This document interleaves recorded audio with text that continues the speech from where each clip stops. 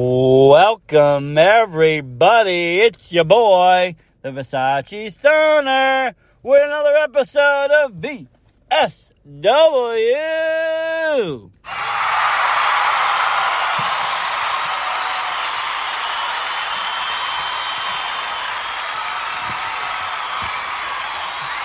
Thank you, all your fans. We love each and every one of you. It's your boy, the Versace Stoner.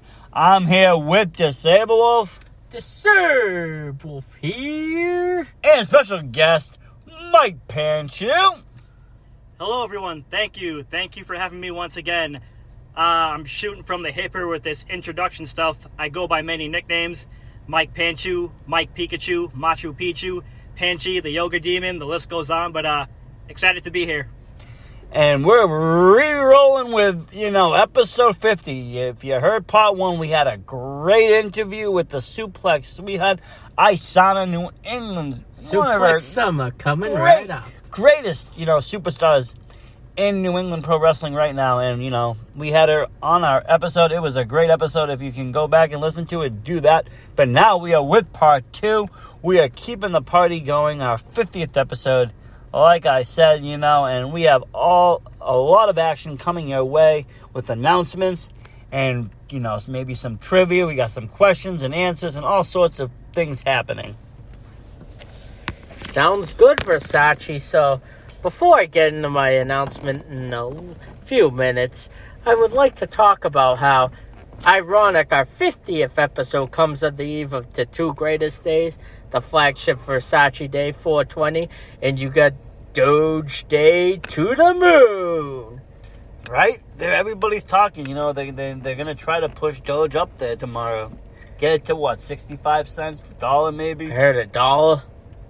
I mean, that's pretty big if you've invested in the small, if you really started in the beginning or even just now. Grab what you can. If it goes up, you're going to get profit. Absolutely, Versace. I trust the long-term plan of this stock. You got Mark Cuban using it for his Dallas Mavericks merch and tickets and everything. And it's got to go up eventually. You got Elon Musk making memes, doing his SpaceX project to watch out for. Once they go to Mars and Tesla, it's going to be a great movement. Very powerful crypto positivity community at Dogecoin Rise. Thank you for your positivity. Definitely. There's one point I wanted to mention. At this point in the game, who needs college and certifications when you can make money off social media and buy doggy coins all day? Really, you don't. I mean, that's the memes save your life. That's man. the Versace Stoner lifestyle. I mean, why not just do what you find out what that one thing is that you do great and do it for yourself. And, look for these, long-term investments. You don't need to go and get an 8-year college degree or meet some, scientist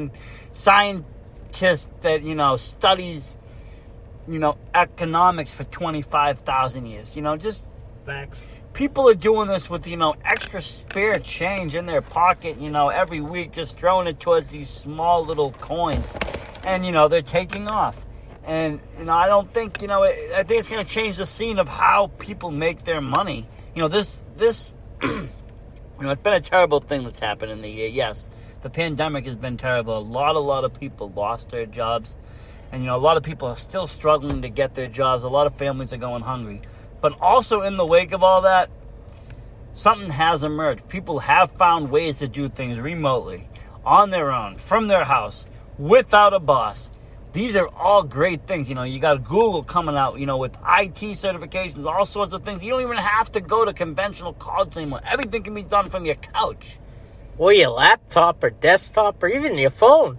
You really don't need all that major, schooling background to become financially successful anymore. It's just not there. You could actually make it opposite. You could go into college and become financially bankrupt. And never make your money back and just owe the college your whole life for the rest of your life. Absolutely. And the cost of inflation keeps rising up. That wolves like me who have hearing disabilities won't be able to want to go to college. We're better off just working full time. Exactly. So, I mean, I think with a lot of folks, too, they don't understand how the degree works out. Like, yeah, I mean, 20 years ago, a degree was a big deal, but as the years have gone on, the value of a degree has really been on the downhill. Degrees do not equal jobs anymore. That just doesn't. No. Before you got out of college, everybody wanted you. You know, oh, wow, that kid just graduated college. Let's take him. Now, nobody cares if you graduated or not. They just care, can you work weekends? Can you work nights? Yep. Okay, good. You're hired. They don't care about anything else anywhere. Oh, yeah, that rings incredibly true for IT. If you can work an IT help desk on weekends, they will love you. You don't even need to know half of the stuff that, you're helping the other people do. You just need to be able to be a body there and answer some questions. It's kind of sad, but... Come on, folks. You have talked on the phone before, have you? At least 10 years ago? Right? For all you young folks watching, when I was a young wolf, if your mom or dad was on the phone, you couldn't even connect to the internet and say, you got mail. Those were the days of the infancy of the internet. Now you got, everything is from the internet. Everything. We're live on the internet right now with this VSW podcast. But we at VSW try to differ from the wrestling community. And my big announcement is coming after I finish this few sentences. First off, we try to be a positive with the wrestling community. Because I know it can get toxic if you love WWE, AEW. You're passionate about it, but you put others down and other athletes. Some users are crazy. But we want our obsession with wrestling to be a great thing, to make indie wrestling stronger, to bring mainstream awareness to wrestling like it was in the late 80s, early 90s, or all of the 90s, I should say. But here's another thing. We are expanding to wrestling. We also have a new focus, and I'll give you one hit. My big announcement's coming right up after this little song.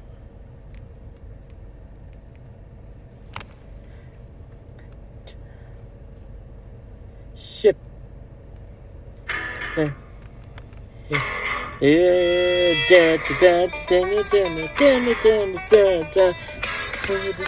That is right! We are expanding into Boston sports. VSW, by yours truly disabled, will present the Beantown Wolfcast, baby! Woo!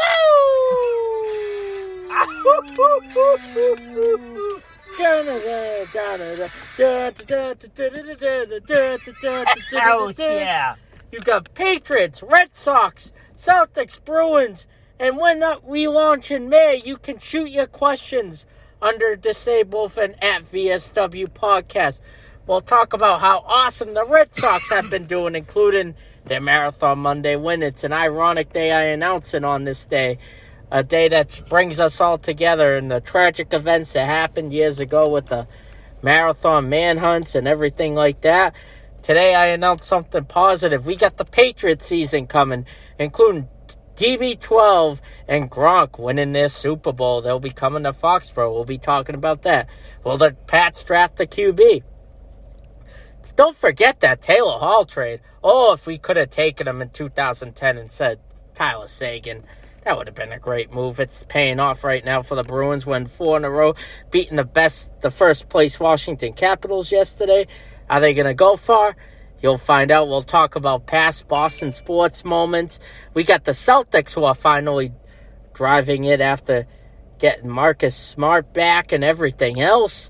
And you got the Red Sox on fire. And I am so excited. It's going to come to you once a week on Wednesdays. Shoot the shit with me. We'll have Versace on there. It's a VSW-owned podcast. What you guys think? Any questions? I know I can't be more excited this. I love our Monday Night Wrestling podcast. It is great. We do Thursday nights sometimes with special events. Now you've added in a Wednesday night sports-themed podcast. Boston sports is bad. I mean, come on. It's the Bean. It's my home. We're the home of champions. You know it. They know it. Everybody knows it. Hate it or love it. It is the facts. I can't be more excited for this. It'll get us talking, put VSW on the map for people who don't watch wrestling. I know all you people in Massachusetts know who Tom Brady is or know how good the Patriots have been over the years. We've won an NBA title, a Stanley Cup, plenty of Super Bowls, World Series in the past 10 years. God damn, I'm spoiled. You sure are as a sports fan. And hopefully we will continue to be spoiled here in New England. But definitely tune into VSW. Check out the new podcast coming. And while I'm at it, let me just tell you the truth. I dragged Disabled Wolf into the cesspool that is Facebook last night. I finally got him to join. Finally on it, baby. You can find him and add him as a friend, VSW Disabled Wolf, and he will have all his updates and everything on there, as well as the regular VSW page on Facebook.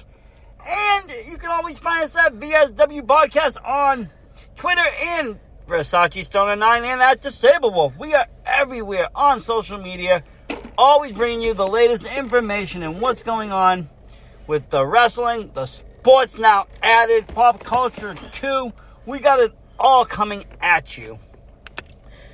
Michael Panchu, as someone who just knows Disabled and Versace Stoner, what do you think you're looking forward to the most from our future podcast about sports? How can we bring someone who's not into sports or wrestling into our podcast to listen and be a fan? Interesting. I wasn't prepared for this, but I would say make some comparisons between wrestling and sports. That could definitely get me interested. I know for sure they go hand in hand to some extent. They can, they really can. You got Roman Reigns, Goldberg, who were football players in college. Goldberg before they went to WWE. Let's talk about people even bigger. What about The Rock? I mean, anybody that watched the Young Rock saw that, knows this tragic story of what happened, but he did play a little bit of ball. Let's talk about the new guy, Parker, the destroyer of cats. This is going to be the next big thing in the WWE, and he's Baby Lesnar. We got Baby Yoda the past year. Sorry. And we got, these are all former football players. So, yeah, sports go hand in hand. Pop culture goes hand in hand. I mean, look at all the success of Bad Bunny in the WWE. Very successful, in my opinion, for bringing in a celebrity. They picked the right person, the right time, with the right amount of hype, and it just threw them to the next, through the roof. His ticket sales are now off the charts. He sold out everywhere, I believe. I was seeing tickets here in Boston going for $800-900. I do have one question. For someone like me who's not really into sports, if I were to go to a sports show in Boston, what would you recommend that I go to? I would recommend for WWE fans going to maybe a Bruins or Celtics game, because the TD Garden always blasts WWE montage. They'll play the Ultimate Warriors music right when the Bruins go for a power play. I see montage of The Rock smelling. Well, can you smell what The Rock is cooking to pump up the Celtics crowd too? There's montage of all WWE. Most arenas, hockey and basketball arenas, will have WWE music on their loudspeakers. So. And that's a good opinion. I beg to differ a little bit. If I was new into the Boston sports, I would say the first stop you have to make is Fenway Park, going to a Red Sox game. You're not going to beat the crowd, the fans there, the sing-alongs. You're going to feel like the chants, everything, the atmosphere. It's like WrestleMania. And you'll have the sausage guy on the street and inside the Green Monster. We got the best Fenway Franks of all of MLB. So really, you can't go wrong with that. Do you think WWE will ever do a show at Fenway Park and at Gillette Stadium? That's a good way, Panch, because before you speak, Versace, there is room. Last year we were supposed to get SummerSlam. The reason why they didn't do it at Fenway is I heard they were afraid they wouldn't sell out. But with all the social distancing measures that may still be in the play in the near future, Fenway would be a great way to space it out. I don't think Gillette would be as good. Sorry, Boston people. I know, but because they just added a commuter rail that only goes to Patriots and Revolution games, you can go everywhere still, but it's not meant to carry people who are overseas in England or Canada or even Germany to go on the train, they won't know how to get to Boston to Foxborough by foot. No, your best bet in Boston, honestly, would be the Boston Garden. If you can't do the Garden, then yeah, Fenway's pretty accessible. Do I think they would? I mean, I think it was in the talks. I think always these outdoor shows, they were worried about weather. I think after WrestleMania, nobody's worried about weather anymore. They got through the big one. They let it, delay their biggest event ever. We got drenched down in Florida. It was 80 and sunny here in Boston. That's what I heard. That's what I heard. But, me and you, Pants, I saw you that morning on Saturday. I was like, this is going to be a long day when I read the forecast. Later that night, we were in the wind tunnels. Me and Disabled Wolf got the VIP passes. We were down there. We left. I had to leave you. And who'd you go with? That Mike kid. Yeah. Anyways, right, we had to leave you. But you saw the rain that night, that first night. It was horrible.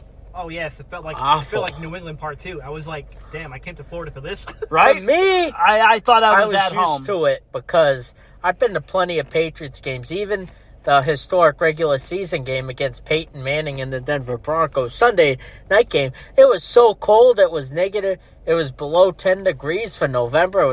I couldn't even feel my hand getting to my phone was frozen in my freaking pocket. So this wasn't as bad to me compared to WWE fans aren't prepared for the weather. I bet you weren't, Panch. Sorry to say. No. I have to say, I was prepared, but the rain wasn't my friend. Not at all. It destroyed and ruined my program. I wasn't too happy about that. As you know, I'm a collector. I like things to be perfect. But I'll tell you this. It still was a great Mania. They were still able to put it on. And at the end of the day, I love the main events. If they can do it there, they can do it anywhere. Delay isn't going to stop it. Rain can't stop Vince. Weather's not going to stop it. So maybe we do get to see these outdoor shows in other areas, in like Boston and other areas. I always dreamed of having a wrestling show at Fenway. I don't mean a indie show where they had in the quarters a few years ago, but I mean an actual wrestling show. That'd be it. Because I've been to the Winter Classics there. There's been a Notre Dame BC game. There's all kinds of concerts. Fenway really started the non-arena outdoor concerts with Bon Jovi and Bruce Springsteen and The Who. I mean, they've done it all out there. And, it is a historical place. They could really, the ring in the center, chairs around. They could, bring people down into the field as well for your ringside seating.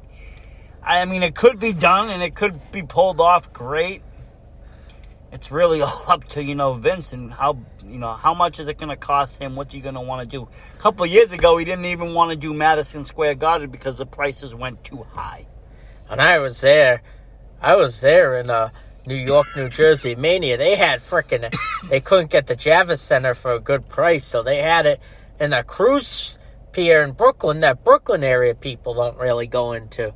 Thank God they had the shuttle buses from Barclays, which is easy to get to. But the other part of Brooklyn would have been, it would have screwed a lot of people's Mania plan. That's why I don't recommend Gillette. And this is even, this is on a pre-pandemic budget, so who knows now, with releases and everything, do they even have the budget right now to start pulling major events and major landmarks? I'm not sure. Maybe for a while Florida is the place to be. But I know fans don't want to hear this, but I think right now for WWE, Florida is the place to be. They need to hold the next events. They need to hold the next few events there. It's a safe place to hold it, I guess. Mania worked out great. A lot of their talent, a lot of wrestling talent live in Florida, whether it's for AEW or WWE. Because once they travel, they're traveling, okay? And let's face it, not every state is open right now. It's still in a mixed match of what state's allowing what. It will be mass pandemonium for the talent, for the roster, of what they're going to have to wear. Do I have to wear a mask if I'm in this state? Do I have to wear this? Do I have to test? Do I have to quarantine? What am I going to do? Where, when, and how? No, they need to stay where they are right now. Focus on their product. They can get it up good, and then when it's time to travel and things are open, boom, they can go full force and then open it back up. If it's only 12% capacity like it is the state of Massachusetts and New York for arenas, what's the point of even touring if you can only have 1,000 to 2,000 Exactly. people? We're not even going to see full tours. He's only going to go to states that get full capacity or have less restrictions. So the more restrictive states are going to get punished. It's just going to be a disaster for fans and everybody included. I think they just need to hold out. You know, they got something good in Florida. They got something cool with the Thunderdome and all that goes on. They've shown that they can bring fans in there pretty safely. I didn't hear of no major outbreaks or anybody getting super sick. Thing. You know, that's great. It's been over a week, and we haven't heard that, that there's been a major outbreak due to WrestleMania.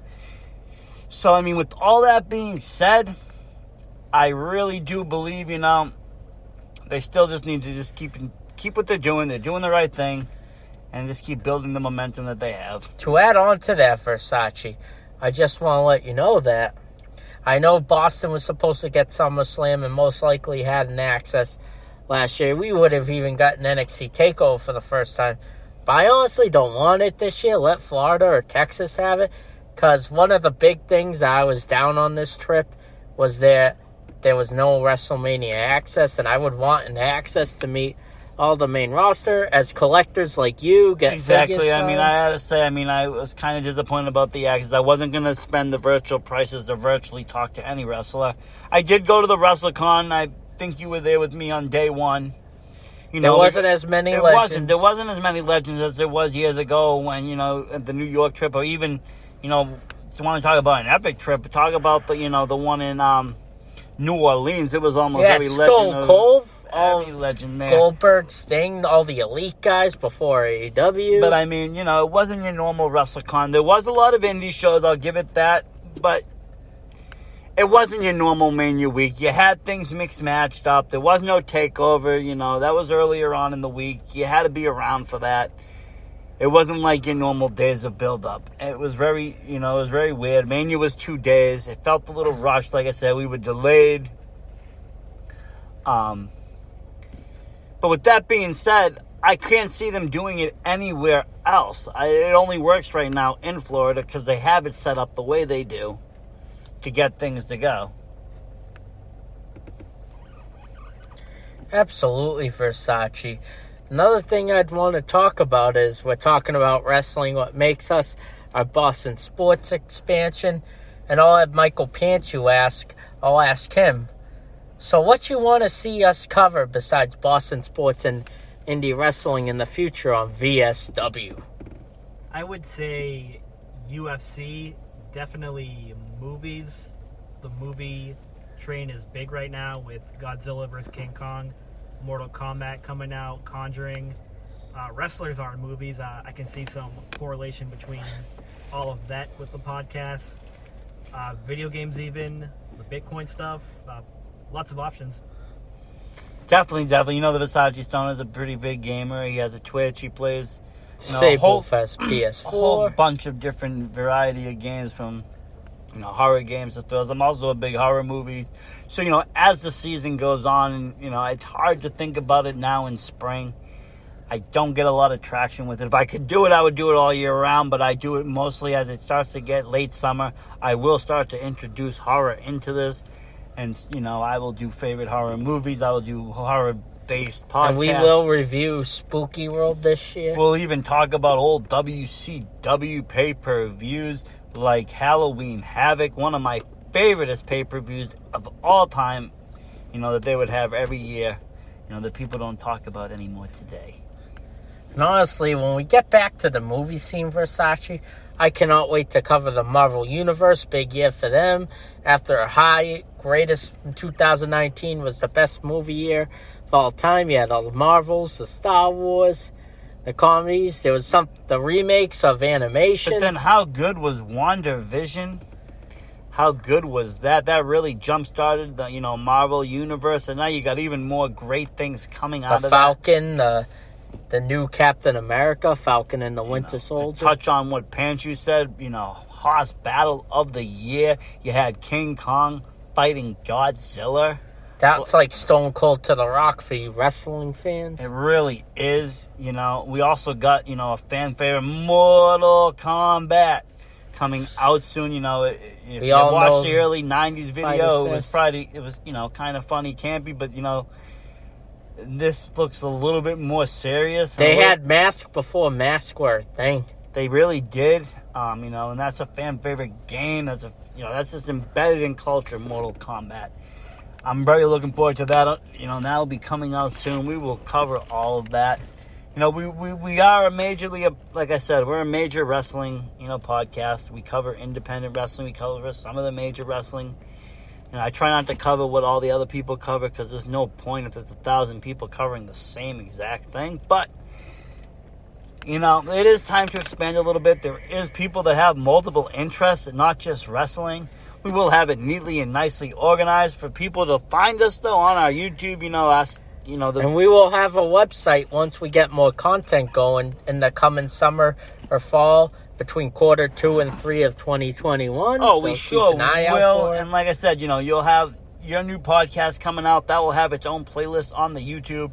Plus, if you're following along on iTunes or, Spotify or wherever else you listen to our podcast. I cannot wait for this opportunity, Versace. Oh, I know you're going to smash it out the park. Hopefully it gets as far as the Ted Williams red seat at the right field roof box that hasn't even been hit that far for a home run since in the 40s. Hope I can smash this podcast and the VSW brand to new heights. That's what we like to hear here at the VSW. I wasn't going to do it. I think I am. It's a very special night. I think we're going to end up doing a part 3, possibly, with more questions and answers. But, let's get some more questions from Michael Panchu. I like him when he picks our brains. Oh, yes, absolutely. So it looks like moving forward, all these pay-per-views are being called WrestleMania Backlash, WrestleMania Money in the Bank. Probably going to get a WrestleMania. Is this intentional marketing by WWE? Are they, taking advantage of the WrestleMania brand name because they know it's so big right now? I mean, kind of in a way. I mean, think about it. You got a lesser-known pay-per-view kind of being rebranded as, part of the WrestleMania experience. It makes you want to watch. Better than the Viking experience. It is. But it makes you want to watch the pay-per-view. I normally could give a shit about Backlash since Mankind first entered it. I think that was the last one I watched. It was probably my favoriteest one. But, I mean, it's not a major pay-per-view. It's not a Money in the Bank. It's not a, Hell in the Cell. It's not any of these, things that it could go bad or good. But don't forget, with Backlash, you had, right after Stone Cold's heel turn in WrestleMania 17, one of my favorite, was a winner-take-all tag team titles versus Intercontinental and WWE with Stone Cold and Triple H facing the Brothers of Destruction, Kane and Undertaker. Yes, you had those great matches, you did. But as years went on, Backlash became less and less, sometimes even forgotten about. It's not a major pay-per-view that has storylines. But now you're throwing it in part of this WrestleMania package. Now you can sell tickets to it for more money. They can have it in the same kind of arena. That's what Vince was hoping. You can do a similar set. You don't have to, reinvent the wheel for Backlash and its theme. It's already got WrestleMania pirated theme. They're kind of genius if they do it. Like I said, they're in a one-location building. They probably want to ride this out and continue this WrestleMania's feuds like Lashley McIntyre, even Bianca and Sasha, and you got Asuka and Rhea Ripley with other people involved. They want to milk it, so they probably want to wait to do this draft or superstar shakeup for when they start touring again. Exactly, and there's a lot they can do, and they've done some long-term booking here, whether fans want to believe it or not. They've already booked the next 2 Manias out. There has to be a reason and rhyme for that, and I'm sure we're gonna find out sooner or later. I definitely think we're getting The Rock versus Roman Reigns next year, the year after. Something, maybe something Austin related. We've seen him announcing, the next year's WrestleMania. You got all these things coming in, but they never really announced them and sold merch for them already ever before in the past, if I've noticed. They sold shirts for like I said, 3 years I think in advance. Without Triple H, Undertaker, Cena, Lesnar, and all of them, I think this year's was WWE's version of saying to our full-timers, you got to run the ball, see what we got this year. They say maybe Undertaker does get in the Hall of Fame next year and wrestles next year, Lesnar. I mean, it definitely was a transition year. Is the fact that there was no past, all-star superstars. Edge. No super legends. Well, you had Edge. And the best in the world for calling the Giants stupid. Yeah, you had Shane McMahon, and that kind of brought some nostalgia back, you know. And it was kind of fun seeing them fight in a steel cage at WrestleMania. You know, it made it kind of big. I thought it was comedic when the whole reason they feuded because he didn't like Braun for being stupid. Well, you can't call people stupid nowadays. You know, people have disabilities. People get hurt. You hurt people's feelings. You can't call someone stupid nowadays. I think it's WWE's way of showing that, you know, they're not going to stand up to bullying. It's a very strong anti-bullying stance that they're taking. You got to remember, WWE is marketed towards children nowadays. So, you know, what's the first thing a child is going to bully another child by saying is calling them stupid or calling them ugly, calling them something. So I think, you know, Vince kind of used that to his, you know, the whole anti-bullying thing, and he kind of pushed it in the direction that he wanted to go in. And, you know, obviously Braun came out victorious and shows that, you know, if you're being bullied, you can stand up to these bullies and you can, you know, take them out, really. Bullies are just using words, but shit, if you pull your bully right through a fucking steel cage, they ain't gonna bully you for much fucking longer. That's for fucking sure. What else you got for me, Panch? For sure. Moving on to next questions. In your honest, respective opinions, which night of Mania do you think was overall better? Honestly, coming into it, I'll start this off, sir. First, Versace, if you don't mind. Go for it. Coming into it, going to Mania, obviously you have the first time in over a year fans back, so you got night one. But the night two card looked on paper way better. But I felt like night one was a superior night because the main events were both good, both nights. But we all knew that the triple threat match between Roman Reigns, Daniel Bryan, and Edge would be nearly a 5-star match. We all knew that, but I felt like the whole card was rushed, and I didn't like the fact that they opened with, on night two, Orton and Wyatt, especially for the whole point was Alexa to turn Black Blood and, like, cost The Fiend the match against Orton, where they should have just had it late in the card when it was dark out for the entrances, or starting it off looked good on paper, but you should have turned it into a cinematic match. That's what saved WrestleMania last year with the Boneyard match with Undertaker, his final match with AJ Styles, and the Firefly Funhouse match. You even got a dream scenario of Cena and NWO losing to Bray Wyatt, and what was going through all the past and the gimmicks. It saved everything last year. It brought a new pandemic era style of wrestling to help the indie wrestling scene get reborn. I just thought that night one was very good with Seth Rollins versus Cesaro, and the two women really stole the show. But my biggest problem with this WrestleMania is the talent did a great job, but they were rushing through it like it was one night. Like if you see in AEW or indie shows, you have all these matches that people are looking forward to go at least 15 minutes long, get a few finishers in. I felt like only the main event had a you don't know who's going to win, and had like you all thought the match was going to end, but it kept going. That's what WrestleMania should be about. I have higher expectations, but overall, night one was the better night. How about you, Versace? I have to say, you know, like you said, coming on paper, night two looked very strong. What did it have? I mean, you had The Fiend versus Orton. Big E versus Apollo. Big E versus Apollo. What else did you have? You had the triple threat title match. You had Sheamus versus Riddle. Sheamus versus Riddle.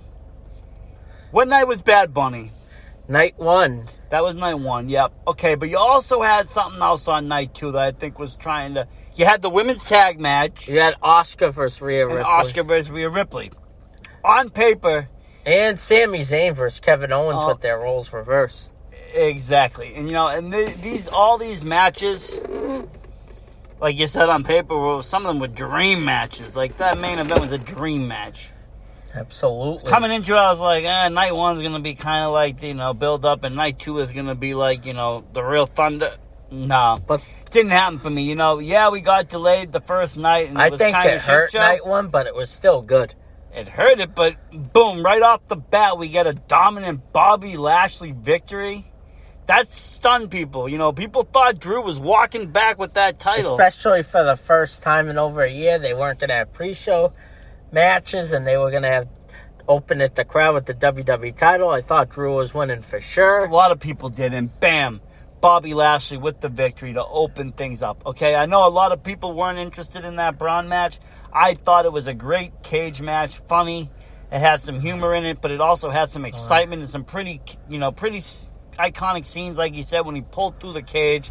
Poor Elias is a WrestleMania punching bag, ain't he? Yeah, he's horrible at that. I don't know what's going to happen with Elias. I feel like he never really got a good takeoff.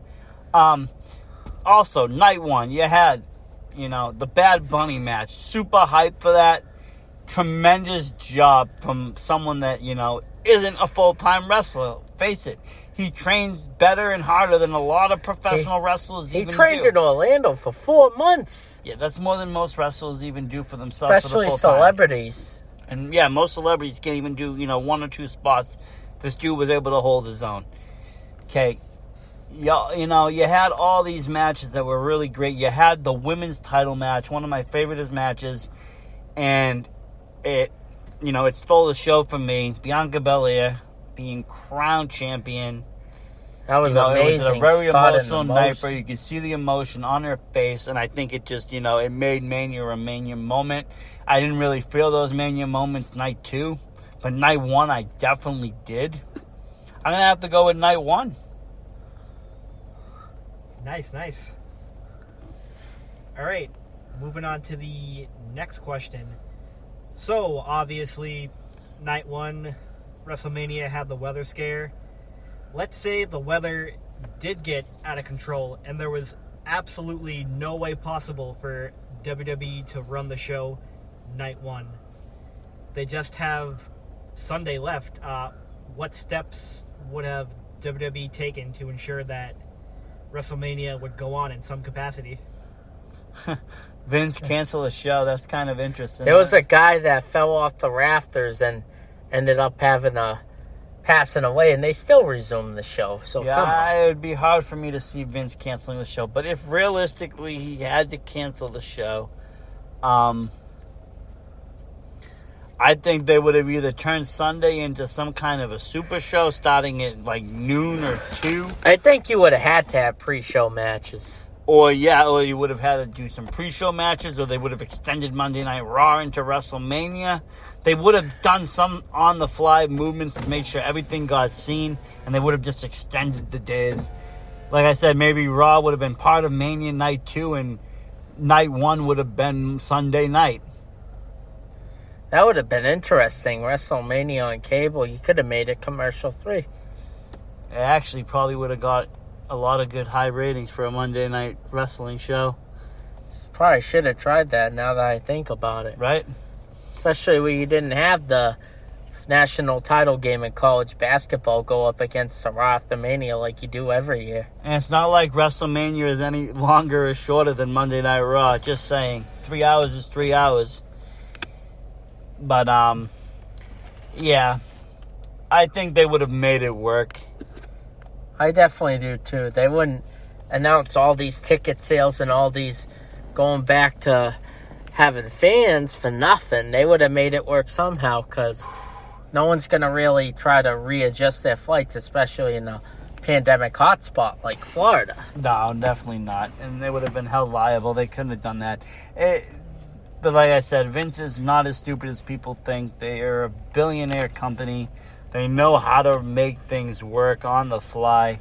And they do it more often than we know about. They're changing things last minute almost every episode of Raw, every episode of SmackDown. Things are getting changed. Always things are getting moved around. People get injured and plans change like that. It happens all the time in wrestling. We don't get to see it or hear about it or know about it half of the time, unless you follow the dirt sheets and all of that. Speaking of wrestling, the real reason why we're here and VSW is born is because of all the great work all the staff, wrestlers do for the independent wrestling scene. You got Limitless with their award-winning weekly IWTV series, The Road. You have them coming off their pay-per-view, Suffer No Fools, which we sponsor the match between two AEW Dark Prospects, longtime New England tag team, the Sea Stars of Demi XO and Ashley Vox, facing the leader of the Scrunchy Squad, Becca, and the powerful woman, Davey Ann. It was a great match for us to sponsor. And we got Beyond coming up with you got Wheeler Yuta competing for the IWTV Championship. I really can't wait to see what the next wrestling in New England has in store for us to cover, Versace. And then speaking of sponsorships, we are also sponsoring another match this Friday night on NCW's iPay-Per-View. We got the tag team match of Detox versus Waves and Curls. For the girls. Just kidding. This is going to be one of the greatest tag team matches. You know I'm a tag team fan and a buff. This is what tag team wrestling is all about. I got to get my inner Teddy Long in me. Right? This is going to be great. I'm really excited for actually Friday night's whole card. Between that, the triple threat for the world title. You got Vern Vincalo facing Vernon off down the house against BRG and Channing Thomas. And they're all fighting for that title. And we know, and there's gonna have no some fire prestige. alarms. No fire alarms. And there will be some prestige on this match for sure. You also got a whole bunch of other things mentioned, like we mentioned earlier, talking with Asana about the ballroom blitz with all the fabulous women of the NCW competing. The talent pool is very, very deep. Get your scrunchies ready. So I definitely urge everybody to check out their site. Get your ticket today. Make sure you can watch the show Friday night, 7:30. It's going to be something great. We'll be doing, a review of that. We will be talking soon about Blood and Guts. Blood and Guts. AEW's got their show coming up. That's going to be very good. We got, we will be eventually covering WrestleMania Backlash. That should be something, interesting, and see where that goes. And we should see if tomorrow, on the holiest day of them all for Versace and plenty of stoners like us, we'll see if we go to the moon with Elon Musk. We might be flying to the moon, and if so, we will be sending you all a postcard, most definitely. But one way or another, the Versace stoner will reach new heights, getting high tomorrow. That is for sure. And we are an up-and-coming rising podcast in New England. And we will be with you when the pandemic gets better. Come talk figures with us. Boston Sports with me. Horror with Versace. Fitness with Panchu. And everything else. I speaking of figures, we found a place right before we left for Florida. What was the name of that place we checked out? Boom Boom Games. They sponsor the Sports Hub podcast with Jay Stu, Inside the Ropes, and Mike Sarge Riley.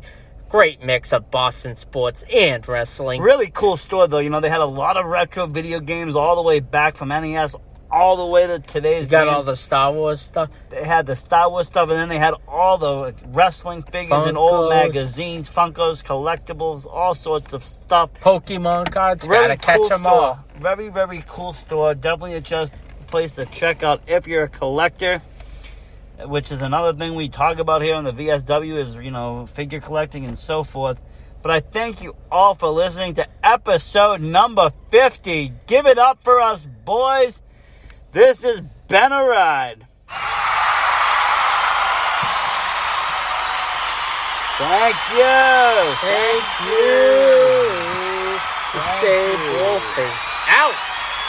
Versace Stoner out. We will see you next time.